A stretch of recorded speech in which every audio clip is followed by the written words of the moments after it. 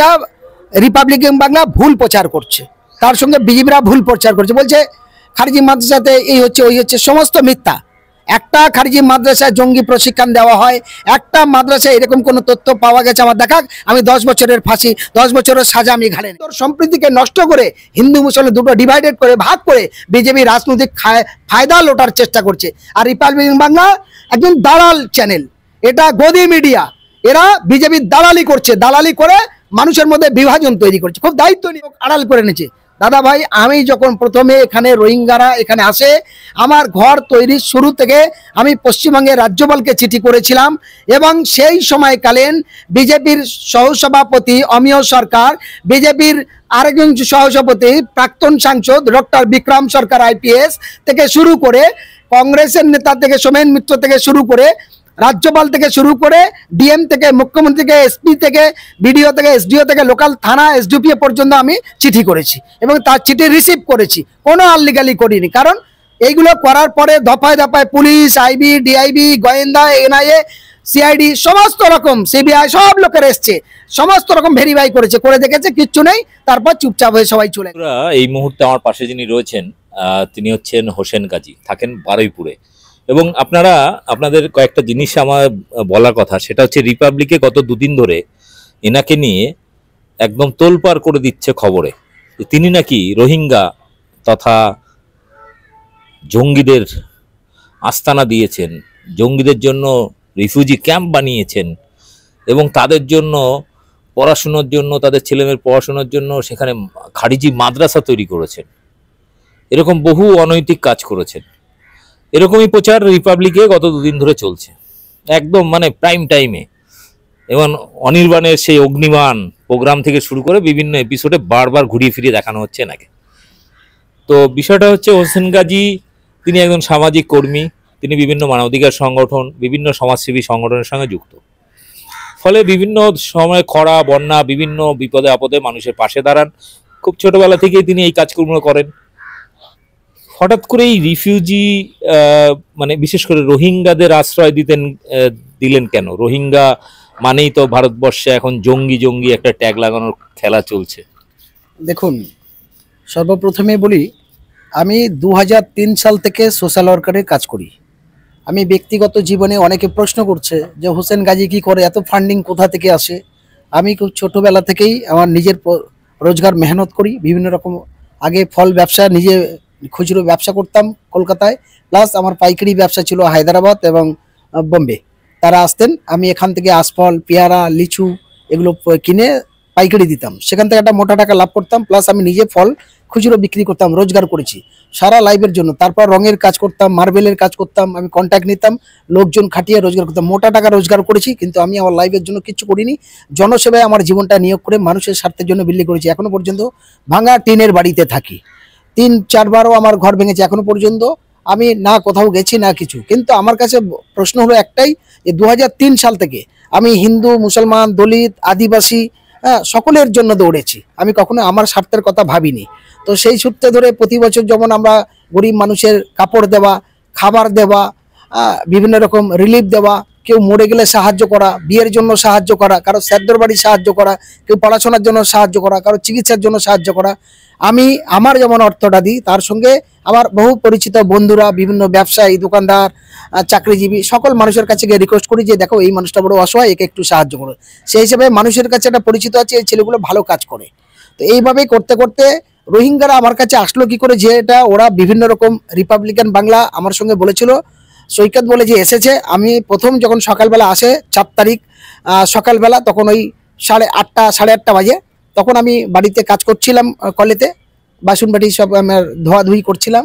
আমি বললাম আপনারা একটু অপেক্ষা করুন, আমি এগুলো ধুয়ে নিই, আর নেওয়ার পরে আপনার সাথে কথা বলছি। তা করলাম, করার পরে ওদেরকে চাটা খেতে দিলাম, খাওয়ানোর পরে বসি আমি বললাম দেখুন আপনারা এসছেন, ধন্যবাদ, আপনারা আমার দাদা, আপনারা আমার ভাই, আপনারা আমার দেশবাসী, আপনার সঙ্গে আমার কোনো ব্যক্তিগত শত্রুতা নেই, কিন্তু আপনাদের চ্যানেল তো আমার এগনেস্টে খবর করবে, সুতরাং আপনাদের কাছে ইন্টারভিউ দেওয়া আমার ঠিক হবে না, আপনারা আসতে পারেন।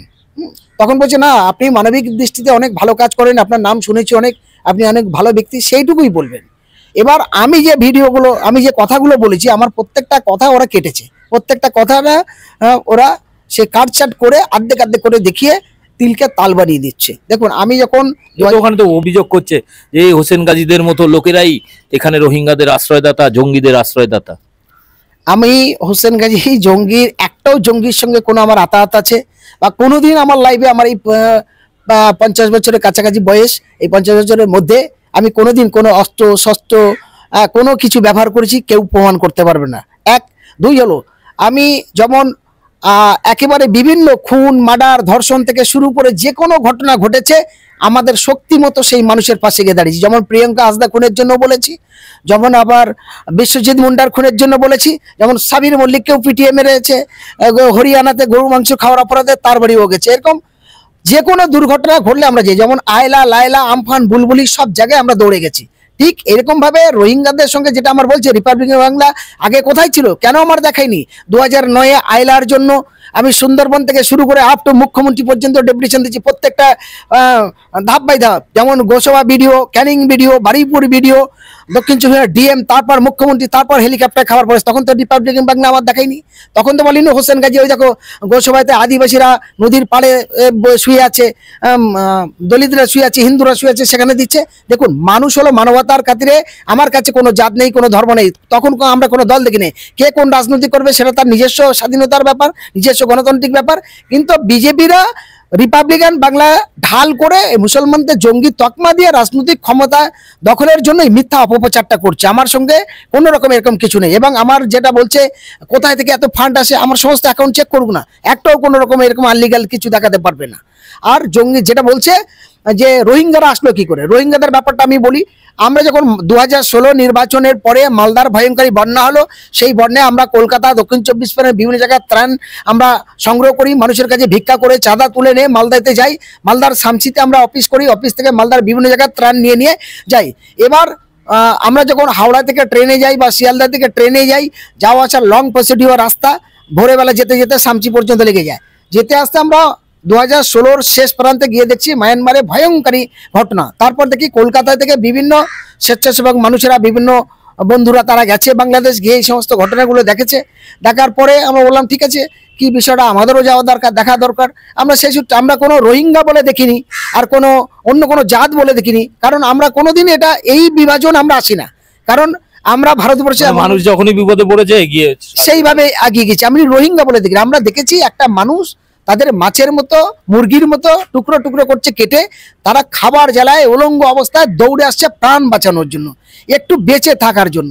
সেই সূত্রে গেলাম, যাওয়ার পরে আমি দেখলাম যে, আমি বললাম যে হ্যাঁ আপনারা ভারতে বহু শরণার্থী আছে, সেভাবে আপনাদেরও রোহিঙ্গারা শুধু এই বাংলায়, এখানে দিল্লি তো বিজেপি সরকার, আপনার হরিয়ানাতে রোহিঙ্গারা আছে, কই ধরুক 15,000 রোহিঙ্গা আছে, আপনার জম্মুতে আছে, আপনার অন্ধ্রপ্রদেশ আছে, রাজস্থান আছে, গুজরাটে আছে, ধরুক গুজরাট তো মোদির এলাকা, ধরুক রোহিঙ্গাদের ধরবে কি করে? আমি যেটুকু জানি রোহিঙ্গারা হচ্ছে আন্তর্জাতিক মানবাধিকার সনদে অনুযায়ী তারা হচ্ছে একদম আন্তর্জাতিক স্বীকৃত শরণার্থী, এবং তাদের তো শুনেছি শরণার্থী কার্ড আছে। তো এখানে যে যে রোহিঙ্গাদের আশ্রয় দিয়েছিলেন বা ভারতবর্ষে যে রোহিঙ্গা রয়েছে তারা কি অবৈধ অনুপ্রবেশকারী, যেন মতুয়া উদ্বাস্তু বা দেশভাগের বলি হওয়া যেমন তাদেরকে ধরে?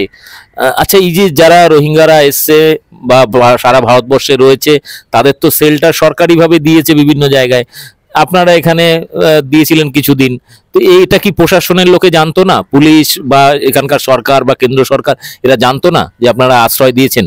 দেখুন, এটা তো অবশ্যই জানবে, কারণ রোহিঙ্গারা প্রথমে কেউ আমার কাছে আসেনি। ওদের সর্বপ্রথমে ওদের এই শরণার্থী কার্ড বানানোর জন্য দিল্লি যেতে হয়। দিল্লি গিয়ে আজকের গেলাম, আজকেরই সকালে পেয়ে যাবো এরকম ব্যাপার না।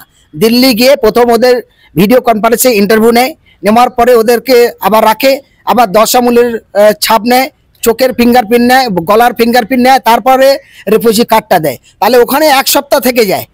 তাহলে 1 সপ্তাহ থাকার পরে তারপর ওদের বিভিন্ন জায়গা থেকে ওখানে ইউএন থেকে অর্থাৎ জাতিপুঞ্জ থেকে, হ্যাঁ জাতিপুঞ্জ থেকে দেয়, দিল্লি থেকে। তার দিল্লিতে তো ওরা 1 মাস 2 মাস 3 মাস করে ছিল, তারপরে ওরা বিভিন্ন জায়গায় আশ্রয় নিয়েছে। সেই হিসেবে ওদের শরণার্থী হিসাবে এসছে, ওরা তো ভারতীয় নাগরিক হিসাবে আছে। আমার কার্ডের ছবি আছে, আমি আপনাকে দিয়ে দেবো। হ্যাঁ, এটা একটু দেখান দর্শকদের। অ্যাকচুয়ালি রিফিউজিদের কি কি থাকে, মানে এই যে রিফিউজি হিসাবে যে কার্ডটা দেওয়া হয়, এই কার্ডটা কিন্তু আপনাদের আমি দেখাচ্ছি যে কি ধরনের কার্ড হয়। এটা আমি স্ক্রিনেও দিয়ে দেবো আপনাদের। কি করছিস? এই যে এরকমই কার্ড হয়। এটা তো মোবাইলে হয়তো দেখা যাবে না, আমি বড় করে আপনাদেরকে দেখিয়ে দেবো এটাকে যে কি ধরনের কার্ড হয়। এটা কিন্তু আন্তর্জাতিক একটা শরণার্থী কার্ড। এই কার্ডটা কিন্তু আমাদের দেশভাগের বলি হওয়া মতুয়া উদ্বাস্তুদের জন্য ব্যবস্থা করেনি। আর বিজেপি সরকারও এইরকম কোনো কার্ডের ব্যবস্থা করেনি, কোনো দাবিও করেনি যে মতুয়া উদ্বাস্তু বা দেশভাগের বলি হওয়া বাঙালিরা ভারতবর্ষে যারা অবৈধভাবে এসছে, তাদের আশ্রয় নিয়েছে, তাদের এরকম কার্ডের ব্যবস্থা আমি জীবনে এখনো পর্যন্ত দেখিনি, কিন্তু রোহিঙ্গাদের জন্য ব্যবস্থা করে দিয়েছে। এবার ভাবুন, এই রোহিঙ্গাদের নিয়ে আপনার মগজে মুসলিম বিদ্বেষ ঢোকাচ্ছে যে রোহিঙ্গা মানে জঙ্গি, মুসলিম মানে জঙ্গি। আসলে এদের ধরার নাম করে আপনাদেরকে ধ্বংস করার প্ল্যানিং, মতো উদ্বাস্তুদের বলছি। এবার এই যে ভারত সরকার তো তার মানে লিগালি এদের থাকার জন্য করেছে। এখনো পর্যন্ত জঙ্গি সন্দেহে যাদেরকে ধরা হয়েছে এর মধ্যে তো আমি এখনো পর্যন্ত রোহিঙ্গা বলে কাউকে ধরেছে এরকম তো খবর পাইনি। দেখুন, আমি খুব দায়িত্ব নিয়ে বলছি, ওরা দেখাক, রিপাবলিকান বাংলা দেখাক, হ্যাঁ বিজেপি দেখাক যে একটা রোহিঙ্গা AK-47 নিয়ে ঘুরেছে বা জঙ্গি করতে গিয়ে বোম বাস্টিং করেছে, দেখাক। কিন্তু বিজেপি সরকার এই রিপাবলিকান এবং কিছু এরকম দুষ্কৃতীদের সহযোগিতায় ভারতবর্ষে জঙ্গি ওরা তৈরি করছে। তা না হলে সাবির মল্লিককে বাড়ি থেকে ডেকে নিয়ে গিয়ে পিটিয়ে পিটিয়ে খুন করলো কারা? তারা জঙ্গি নয়?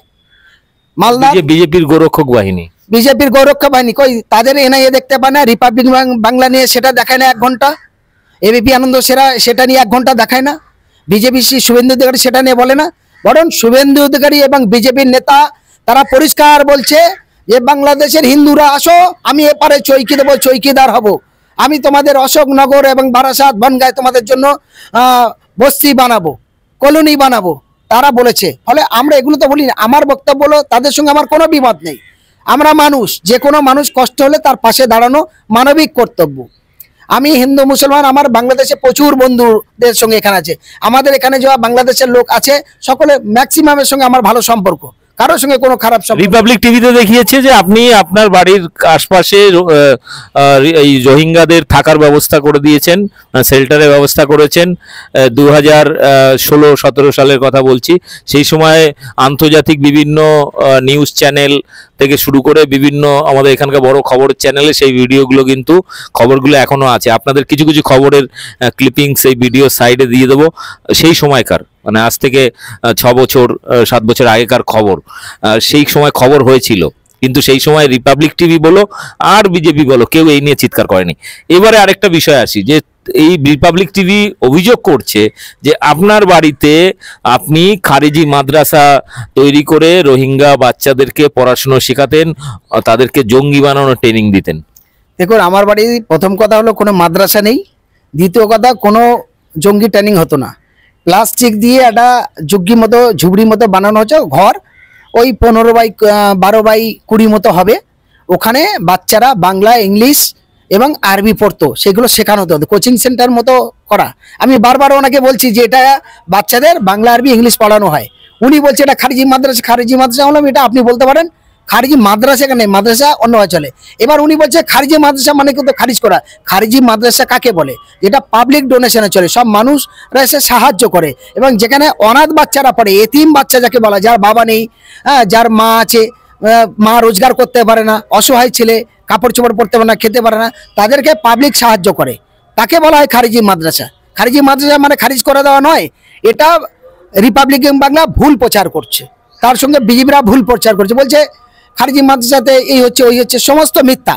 একটা খারিজি মাদ্রাসায় জঙ্গি প্রশিক্ষণ দেওয়া হয়, একটা মাদ্রাসায় এরকম কোনো তথ্য পাওয়া গেছে আমার দেখাক, আমি 10 বছরের ফাঁসি, 10 বছরের সাজা আমি ঘাড়ে নেব। রিপাবলিকান বাংলা দেখাতে পারো। আমি বড় বড় কথা, কিন্তু আমি চ্যালেঞ্জ করে বলছি, রিপাবলিকান বাংলার দেখাতে পারবে না যে একটা খারিজি মাদ্রাসায় জঙ্গি ট্রেনিং দেওয়া হয়, একটাও খারিজি মাদ্রাসায় এরকম ধরনের জঙ্গির কোনো অস্ত্র শস্ত্র বা কোনো বই পাওয়া গেছে।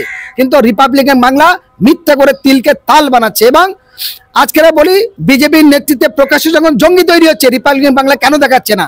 আপ্পাজুলকে মেরে তারা মানে আগুন লাগিয়ে দিচ্ছে, গাইতাদের কম মেরেছে, আরো 3-4 জন মানে এতে আপনার মালদার 3-4 জনকে এরকম কুপিয়ে খুন করেছে, জোর করে গরু হত্যার গরুর মাংস খাওয়ার নাম করে পিটিয়ে মারছে, তখন তো এনআইএ দেখতে পায় না, রিপাবলিকান বাংলা দেখে না, এবিপি আনন্দে দেখে না, বিজেপির নেতারা বলে না।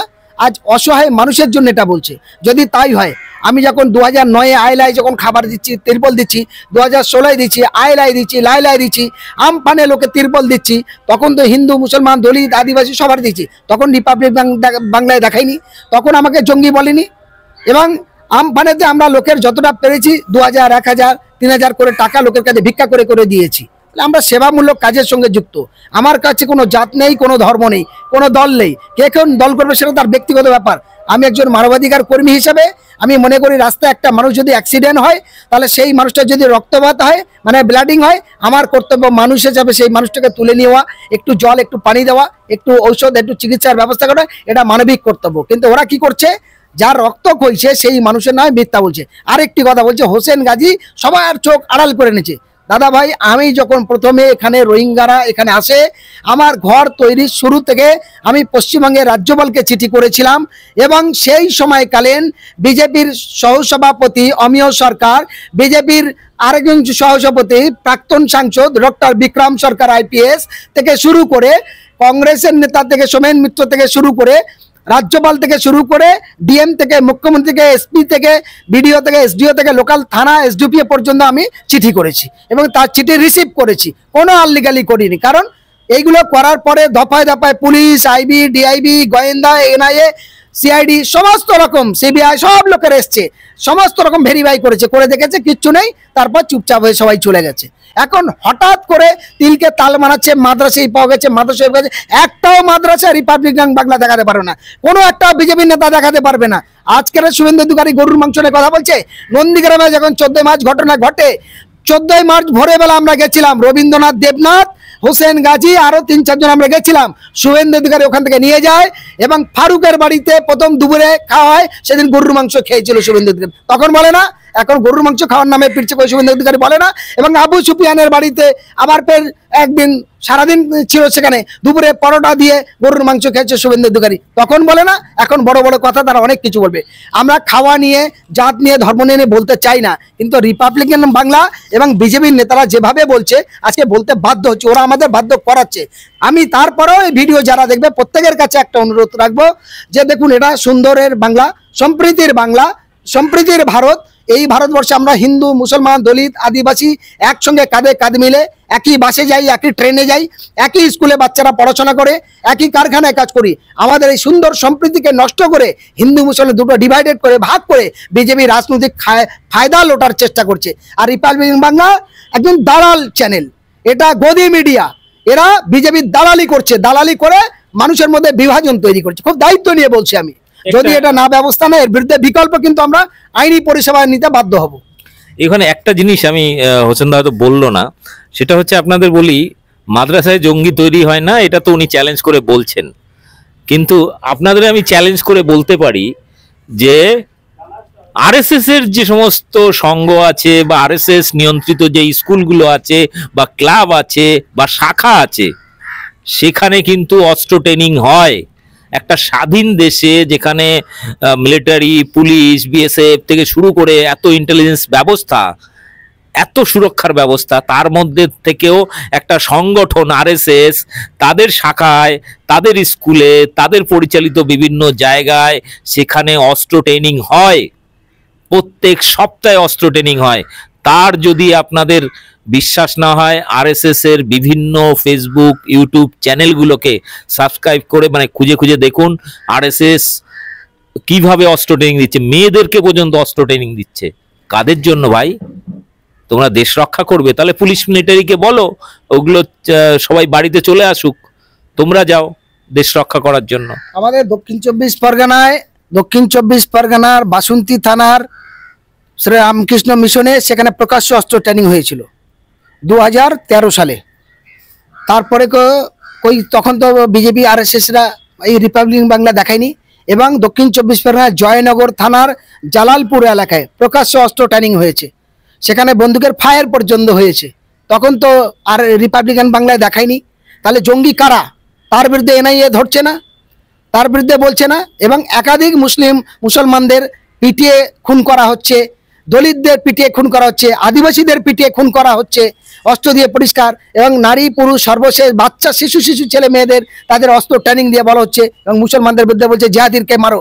ইভেন শুভেন্দু অধিকারী প্রকাশ্য অন ক্যামেরায় বলছে নন্দীগ্রামের খেজুরিতে হিন্দু এক হও, অস্ত্র টস্ত্র নিয়ে তৈরি থাকো। তা সে জঙ্গি নয়? জঙ্গি তো তারা উস্কে দিচ্ছে। কিন্তু আমরা কোথাও এক জায়গায় বলেছি যে কোনো হিন্দুকে মারো, কোনো দলিতকে মারো, কোনো আদিবাসীদের মারো? না, ভগবান আল্লাহ ঈশ্বর গড আমাদের সকলকে মানুষ বানিয়েছে। সকলের মুখ আছে কথা বলি, সকলের হাত আছে নাড়ি, সকলের পা আছে চলি, সকলের চোখ আছে পৃথিবী দেখতে পাই। ফলে আমাদের সেই ঐক্যটা ভাঙছে কারা? এই আরএসএস, এই বিজেপি, এই রিপাবলিকান বাংলা, এই এবিপি আনন্দের মতো কিছু দালাল গদি মিডিয়ার জন্য আজকের ভারতবর্ষের মধ্যে এই রক্তক্ষয়ী অবস্থা তুলে তুলছে। ফলে সেই জায়গা দাঁড়িয়ে আমি আপনাদের কাছে আবেদন করব এই ভিডিওর মাধ্যমে, দাদার এই চ্যানেলকে আপনারা সবাই বেশি করে দেখুন, সবাই শেয়ার করুন, এবং গোটা ভারতবর্ষের প্রত্যেকটা মানুষের কাছে যাতে যায় দুহাত জোড় করে সেই অনুরোধ রাখবো, এই সুন্দর ভারতবর্ষকে রক্ষা করুন, ভারতবর্ষের ঐতিহ্যকে রক্ষা করুন, ভারতবর্ষের ভ্রাতৃত্ববোধকে রক্ষা করুন, ভারতবর্ষের সংবিধানকে বাঁচান, এবং আরএসএস, বিজেপি এবং এদের গদি মিডিয়া, এদের যে দালাল মিডিয়া রিপাবলিকান বাংলা এবং এবিপি আনন্দের বিরুদ্ধে ঐক্যবদ্ধভাবে রুখে দাঁড়ান, তাহলে এরা দেশকে ধ্বংস করে দেবে। একদম। আমি আপনাদেরকে আজকে ভিডিওর মধ্যে দিয়ে কতগুলো জিনিস দেখাবো। এক হচ্ছে বিজেপি যে মতুয়া উদ্বাস্তুদের জন্য এত মরা কান্না করে, তাদের জন্য আন্তর্জাতিক স্বীকৃত কোনো আইডেন্টি কার্ড নেই, অর্থাৎ তারা আন্তর্জাতিকভাবে রোহিঙ্গাদের থেকেও খুব খারাপ অবস্থার মধ্যে। রোহিঙ্গারা আন্তর্জাতিকভাবে স্বীকৃত শরণার্থী, তাদের বিরুদ্ধে ভারত সরকারের কিচ্ছু করার নেই, উল্টে তাদেরকে আশ্রয় দিয়ে খাইয়ে পড়িয়ে মানুষ করছে। আর উল্টো দিকে মতুয়া উদ্বাস্তুদের বাংলাদেশে অনুপ্রবেশকারী তকমা দিয়ে জেলে পুরছে, ডিটেনশন ক্যাম্পে, এমনকি আসামের মতো জায়গায় এনআরসিতে তাদের নাগরিকত্ব ধ্বংস করে দিচ্ছে। আর আপনাকে খেপিয়ে তুলছে, এই মতুয়া উদ্বাস্তুদের খেপিয়ে তুলছে রোহিঙ্গাদের বিরুদ্ধে। রোহিঙ্গারা আন্তর্জাতিক স্বীকৃত শরণার্থী, তাদের শরণার্থী কার্ড আছে, কার্ডের ছবিগুলো আমি পাশে দিয়ে দিচ্ছি। এটা দিচ্ছে কোথায়? দিল্লি থেকে। বাংলাদেশে যে রোহিঙ্গারা রয়েছে বা ভারতের রোহিঙ্গাদের বিভিন্ন জায়গায় সরকার, এই বিজেপি সরকার বিভিন্ন রাজ্যে, বিজেপি শাসিত রাজ্যেই রোহিঙ্গাদের জন্য রীতিমতো কলোনি তৈরি করে থাকার এবং খাওয়া দাওয়া থেকে শুরু করে সমস্ত রকম ব্যবস্থা করেছে। অনেক জায়গায় স্কুল তৈরি করে দিয়েছে তাদের। কি বলবেন? আজকে সেই রোহিঙ্গা ইজিক্যাল টু জঙ্গি, মুসলিম ইজিক্যাল টু জঙ্গি, মানে এমনভাবে পরিবেশন করা হচ্ছে যে মুসলিম মানেই জঙ্গি। একটা মাদ্রাসা দেখাও পশ্চিমবাংলায় যেখানে জঙ্গি তৈরি হয়। রিপাবলিক টিভিকে আমি বলছি, যদি ভালোভাবে বাংলায় ব্যবসা করতে চাও ভদ্র হয়ে যাও, এরপরে কিন্তু মুসলিমরা খেপে যাচ্ছে, এরপরে মতুয়ারা উদ্বাস্তুরা খেপে যাবে, আদিবাসীরা খেপে যাবে, বাংলার মানুষ খেপে যাবে। অনেক বাড়াবাড়ি করে ফেলছো তোমরা, বাংলার সম্প্রীতিকে, ঐক্যকে ধ্বংস করছো, আইনকে ধ্বংস করছো, সংবিধানকে ধ্বংস করছো, এবং আলাদা আলাদা করে বিভিন্ন কমিউনিটিকে তোমরা ডাইরেক্টলি হিট করছো, যেটা সংবিধান বিরোধী, এবং তোমাদের অধিকার নেই এই নিয়ে কথা বলার। যাই হোক, এই বিষয় নিয়ে আরো বিস্তারিত রিপোর্ট আপনাদের দেখাবো। আমাদের এই প্রতিনিধি এনার বাড়িতে গেছেন, সেখানে গিয়ে কিছু গ্রাউন্ড রিপোর্ট করেছেন, সেই ভিডিওটা পরের এপিসোডে আপনাদের দেখাবো। আপাতত আশা করি আপনাদের মোটামুটি রিপাবলিক টিভি আপনার মগজে যে ভাইরাসটা ঢুকিয়েছিল গত দুদিন ধরে এনার ইন্টারভিউ নিয়ে কাটচাট করে মেইন বক্তব্যগুলোই কেটে দিয়েছে। ফলে সেই জায়গা থেকে ভাইরাসটা মুক্ত হওয়ার জন্য এই ভিডিওটা বেশি করে শেয়ার করুন, যাতে এনার বক্তব্যটা আরও বেশি মানুষের কাছে পৌঁছে যায়। এবং ইনি একজন সাধারণ বাঙালি সামাজিক কর্মী, মানে সমাজকর্মী। আমরা যারা বিভিন্ন মানবাধিকার কর্মী, সামাজিক কর্মী আছি, সেরকমই বিভিন্ন সমাজসেবামূলক কাজ করেন। তার নিজের ব্যবসা আছে, বিভিন্ন বাকি সময় তিনি মানুষের সেবা করেন, সেটা খরা, বন্যা, আয়লা, বিভিন্ন রকম সমস্যার সময় মানুষের পাশে দাঁড়ান। আপনি দাঁড়ান না, কিন্তু আপনার মগজে ভাইরাস ঢোকানোর জন্য রিপাবলিক টিভি ব্যবসা করে যাচ্ছে আপনাকে দিয়ে, আপনার মগজ নিয়ে খেলা করছে। কাজের সময় আপনিও থাকেন না, কিন্তু মানুষের আপনার মগজের ওই ভাইরাসটা সমাজে এতটাই ছড়াচ্ছে, মানে করোনার থেকে আরো ব্যাপ্তি বাড়ছে, এবং সমাজকে ধ্বংস করতে আপনিও ওদের হাতিয়ারে পরিণত হয়েছেন, তুরুপের তাস। যাই হোক, আজকের মধ্যে এতটাই। ধন্যবাদ আপনাকে সময় দেওয়ার জন্য। আর প্রত্যেক অনুরোধ, আমার চ্যানেলটি সাবস্ক্রাইব করে রাখুন, অবশ্যই কাজে লাগবে। ধন্যবাদ সকলকে।